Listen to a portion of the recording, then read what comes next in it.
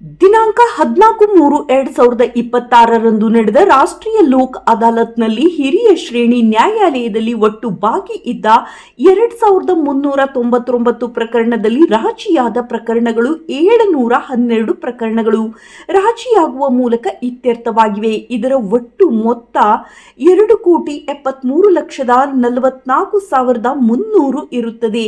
ಜೀವನಾಂಶ ಕೋರಿ ಅರ್ಜಿ ಸಲ್ಲಿಸಿದ್ದ ದಂಪತಿಗಳಿಗೆ ಮಾನ್ಯ ಹಿರಿಯ ಶ್ರೇಣಿ ನ್ಯಾಯಾಧೀಶರಾದ ಶ್ರೀಮತಿ ಹುಂಡಿ ಮಂಜುಳಾ ಶಿವಪ್ಪ ಇವರು ಮನವೊಲಿಸಿ ಗಂಡ ಹೆಂಡತಿಯನ್ನ ಒಂದುಗೂಡಿಸಿದರು. ಶ್ರೀ ಅಂಬಣ್ಣ ಕೆ ಪ್ರಧಾನ ಸಿವಿಲ್ ನ್ಯಾಯಾಧೀಶರು ಇವರು ಪ್ರಧಾನ ಸಿವಿಲ್ ನ್ಯಾಯಾಲಯದಲ್ಲಿ ಒಟ್ಟು ಬಾಕಿ ಇದ್ದ 2,306 ಪ್ರಕರಣಗಳಲ್ಲಿ 874 ಪ್ರಕರಣಗಳು ರಾಜಿಯಾಗುವ ಮೂಲಕ ಇತ್ಯರ್ಥವಾಗಿವೆ.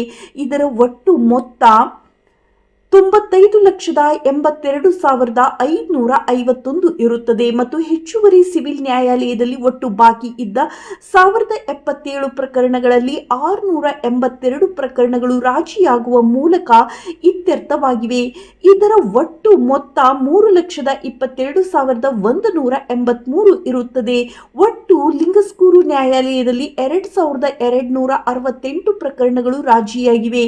ಇದರ ಒಟ್ಟು ಮೊತ್ತ 3,72,49,034 ಇರುತ್ತದೆ ಮತ್ತು ಒಟ್ಟು ಬಾಕಿ ವ್ಯಾಜ್ಯ ಪೂರ್ವ ಪ್ರಕರಣಗಳು 6,000ರಲ್ಲಿ 4,950 ಪ್ರಕರಣಗಳು ರಾಜಿಯಾಗುವ ಮೂಲಕ ಇತ್ಯರ್ಥವಾಗಿವೆ. ಇದರ ಒಟ್ಟು ಮೊತ್ತ 29,65,159 ಇರುತ್ತದೆ.